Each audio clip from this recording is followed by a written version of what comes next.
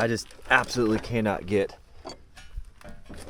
the four-wheel steer out of my head, so we're gonna work on it today. This is the steer axle of a Ford Ranger. There's the cab, that subframe you see there is a 2000 Subaru Outback. That's the front half. I just gotta get this thing. It's so far invested in my head, I gotta get a little bit of reality going on it. This is where the steering column came off. I took that part off. This is also a part of the steering column. This is a part of this cheap Amazon winch. Goes up in there. I had a machine shop weld that on for me for like 30 bucks, so it would be good and straight. And we're gonna try to weld that onto there.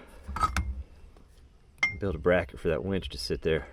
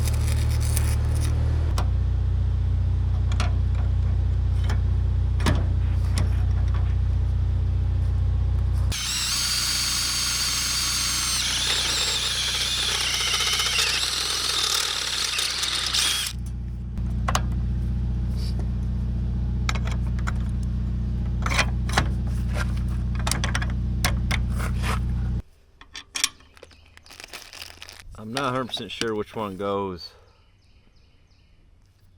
That one. Okay. I am 100% sure I know which one goes there. Oh, it's even labeled. Motor. Let's just hook it up to a battery real quick and give her a test run. I'm not saying we're perfectly in line here, but hopefully we're perfect enough for the fun we're trying to have. Oh, the winch is labeled and everything. Awesome.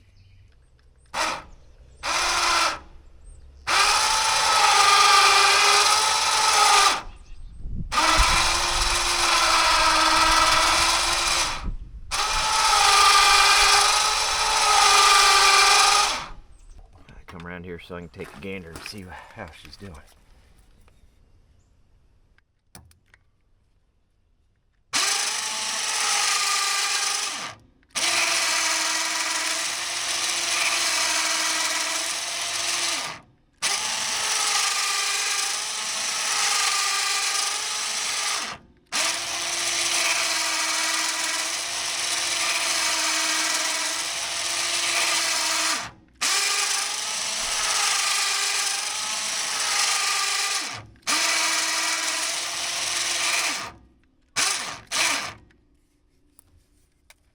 Alright. So it works. I mean, it turns the wheels. Of course, we're up off the ground. I don't think it'll have enough power to turn them when they're on the ground stationary, but I think you'll still be able to turn them as you drive, so we can just have fun with it. Crab steering, tight circles, that kind of thing. It's not meant, this isn't like a rock crawler, right? This isn't a Matt's off-road recovery vehicle. This is a, I'm bored, I've got stuff laying around, and I kind of want to learn a few techniques, so we're just having fun with it. That should serve the purpose. I kind of want to test drive it later, though. We're still waiting on one part. Hopefully it comes in before the end of the video. Let's run that weld. Then let's get these attached. Maybe a few tacks up here on the windshield. We got to do something in here. Maybe put the hood on.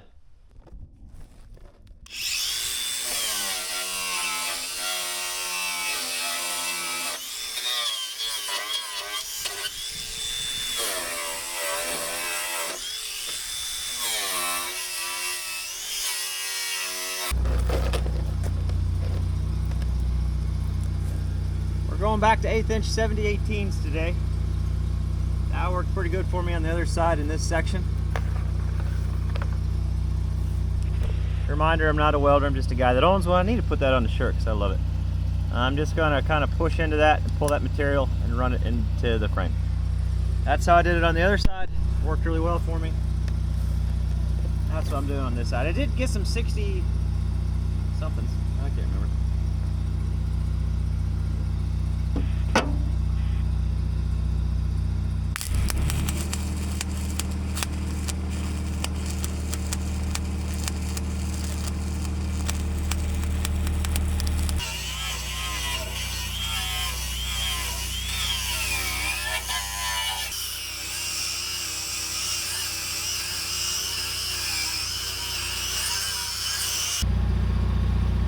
So this is the next area of interest right here. I'm gonna cut that off,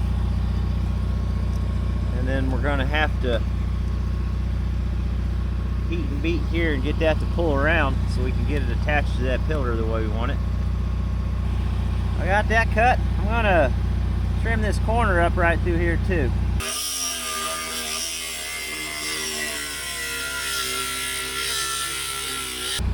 I got that cleaned up on the back side and the front side. Get the torch out, we'll start heating here and see if we can beat that over. I think I can get a clamp to reach around from the back to here to hold it too.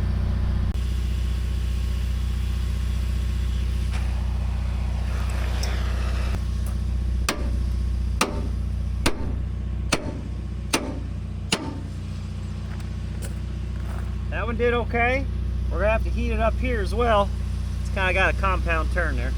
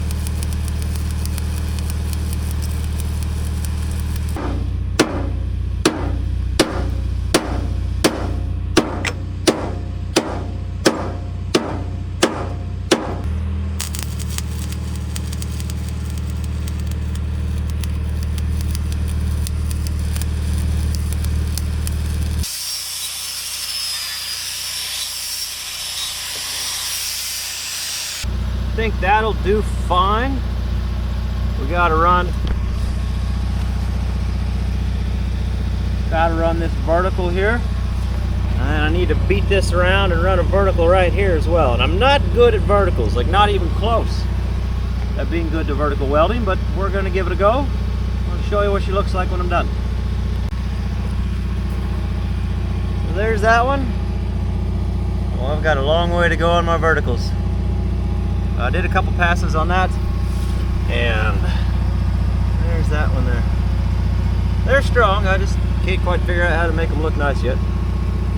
I'm getting there. Now we need to do the passenger side, but I don't know if you can see what's happened here. But on that side, it was perfectly straight into here. Over here, I notched this further back, and that's up or that's down, however you want to look at it. So we're going to have to put the loader bucket here and a jack somewhere and try to bring this up and this down, trim. We'll figure it out. Tractor bucket here. I just put a little weight of the tractor and then jack right here, and it straightened it out some. So we're to the trimming stage. We're gonna have to trim this one down. It just sits a little higher than the other one, almost like I didn't have a frame rack and I just kind of made this up as I went.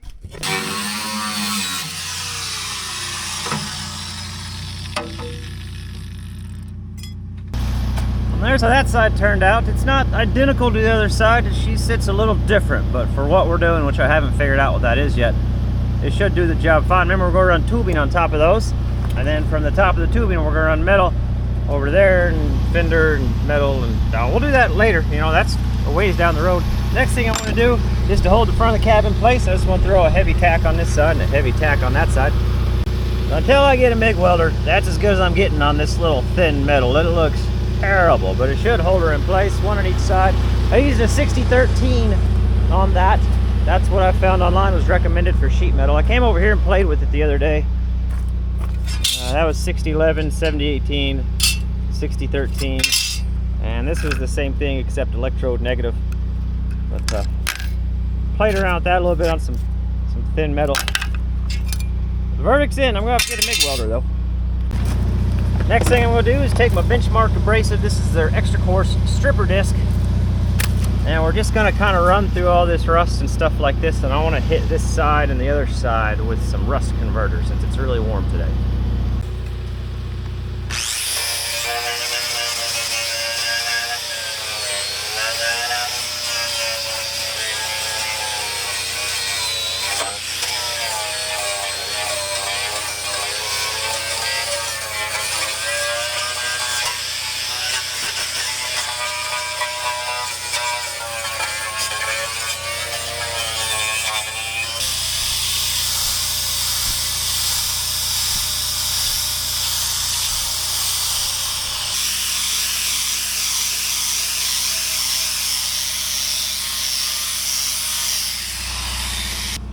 I'm going to take a wire brush that I got from them as well and get all the nooks and crannies where I couldn't actually get that stripper wheel in.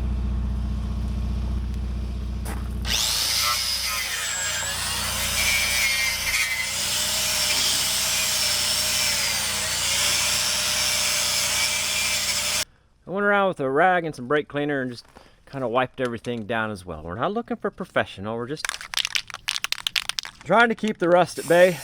We're just gonna coat this all real heavy like, and this rust converter. Make sure we get in all the nooks and crannies. I don't care about runs or drips or things like that. I'm not worried about that at all. Not worried about overspray. Just getting her on there. Oh, look at her, huh? Like a marathon back there. If you fill the holes with it, levels your welds out too. Yeah, that's gonna make some people angry for sure. Good.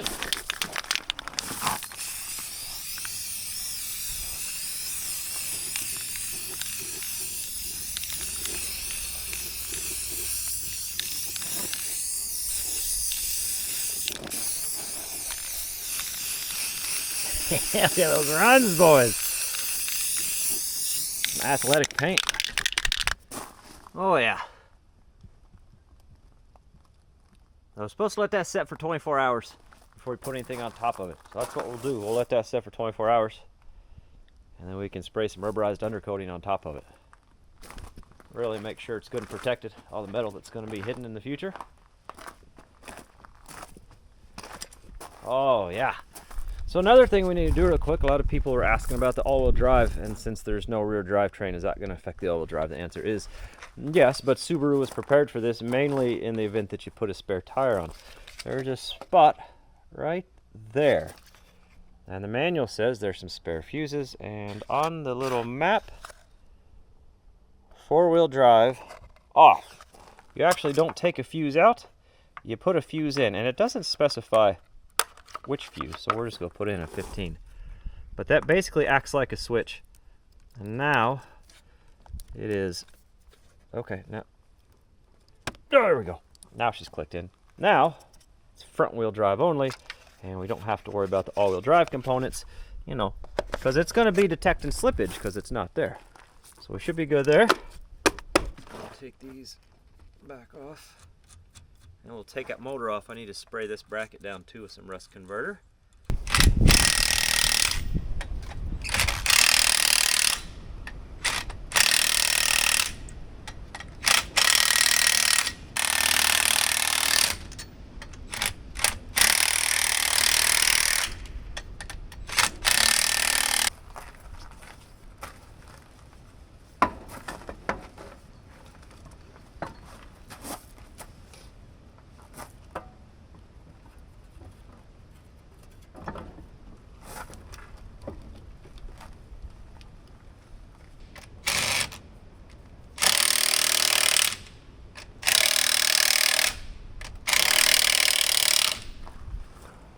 Looks pretty good.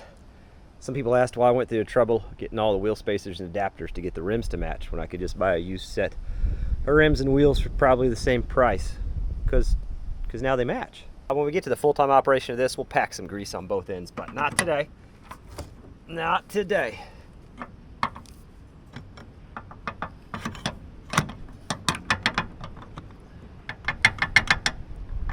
Get in there. There we go. There it goes. It's really important to use the correct size wrench, that way you don't strip the nuts. So we're gonna have to run the winch off of this for now. I'm sure that'll be just fine. Just get a real good secure connection here. Just the securest.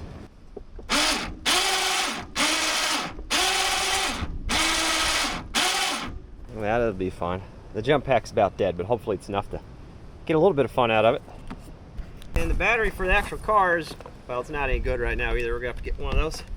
So I'm hoping I can just cram the battery off the welder in here.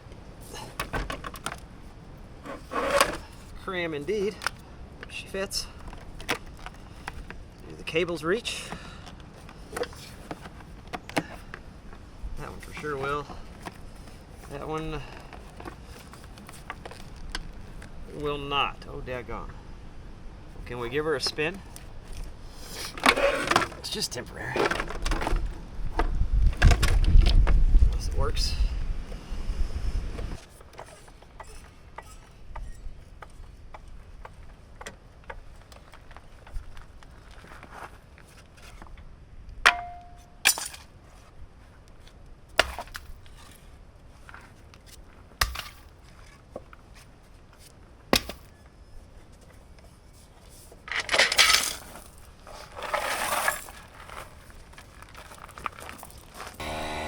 So these are my brake lines going back to the back, and eventually we will tie all these into this one and this one here and do those brakes. But I just need to be able to stop whenever I pull in the barn or stop when I back out of the barn. So for now, this is the best place to do it. Probably right along here somewhere. I'm just going to cut them, put a splice on there, and then plug one end of it. Here's how the brake lines ended up. I guess the battery died on me, but I was able to lean this forward like so, hit the brake and push over and bleed these a little bit. This one has a little drip to it, but it's not going to stop us. It's you know, it's a harder brake than what we had before. So I guess let's take it for a test drive, he said nervously. The only downfall is with the four-wheel steering. I can't reach the control. Maybe I can. Let's see. Can I reach back? Oh, that's okay. Maybe in the beginning, let's just get them straightened out. You know, and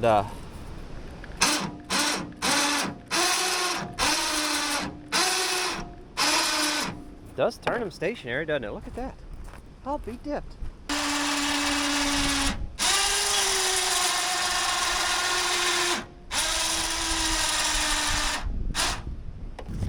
I'll be honest, I did not expect that to be able to turn those while they're on the ground. Now once we get the weight of the bed on there, it's still pretty light on its feet right now. I'll just try our straight wheel, and maybe I can find some jumper cables and lengthen that out for a test run. I do have to find the... Oh, it's in the ignition. That's I probably thought nobody would take it. See if she starts for us. Oh, I gotta, hold on. I gotta plug the fuel pump in. There we go.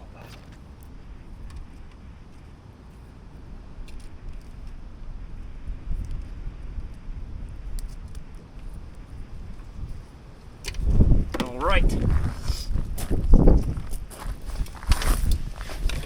Here's to hoping she doesn't blow up. Here's to hoping that battery's got enough power to start us. I don't hear the pump kick on, which is a little nerve-wracking. Yeah, we're good. Right.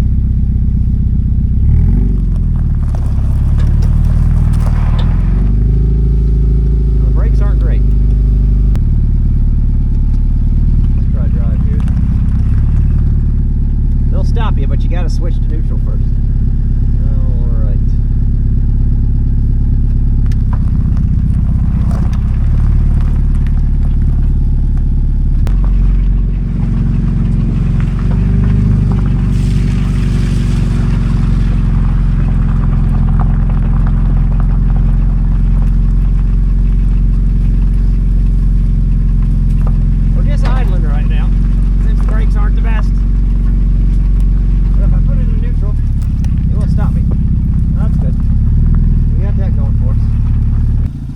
Ah, she's mint, bud. She's mint.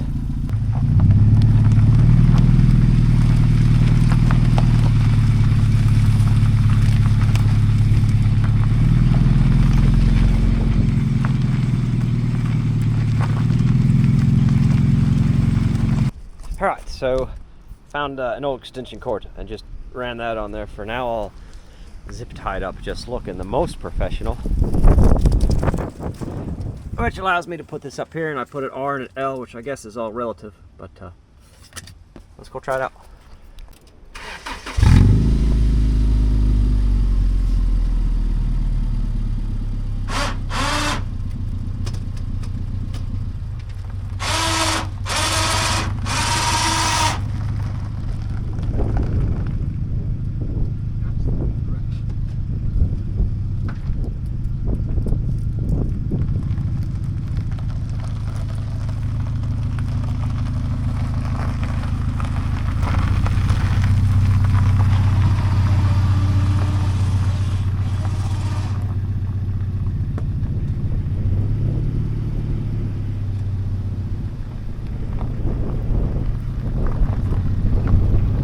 Well, if that's not the most fun thing I've ever driven in my life, let's whip her around here.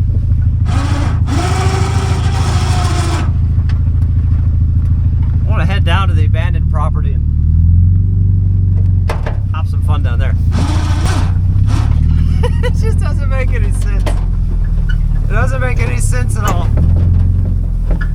Best things in life never do. Alright, I gotta set you up high somewhere so we can have some fun with it.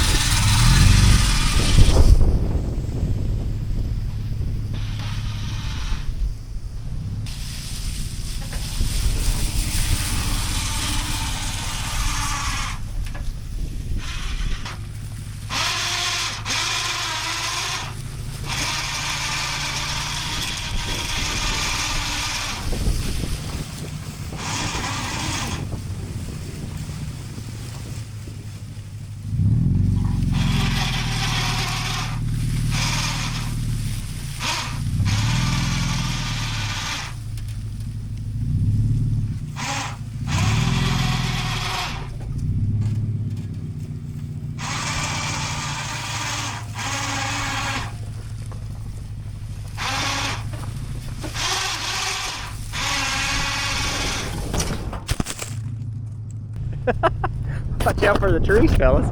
It's gonna take some getting used to. Oh my goodness.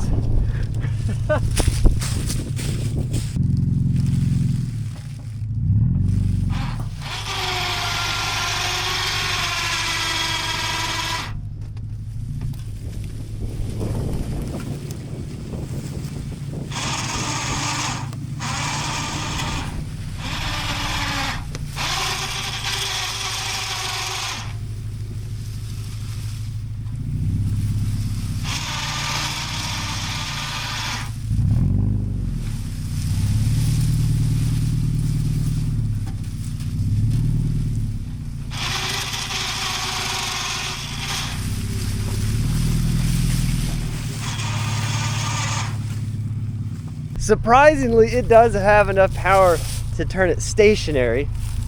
It is probably the most fun thing I've ever driven. A fella really needs a wide open field. Definitely gonna have to do some bars on the outside, and probably somebody asked about doors. We'll bring a pillar up like right through here, and then we'll do like open tubing style doors, like on a Jeep kind of thing. And it'll open that way. But yeah, this thing's gonna be a blast.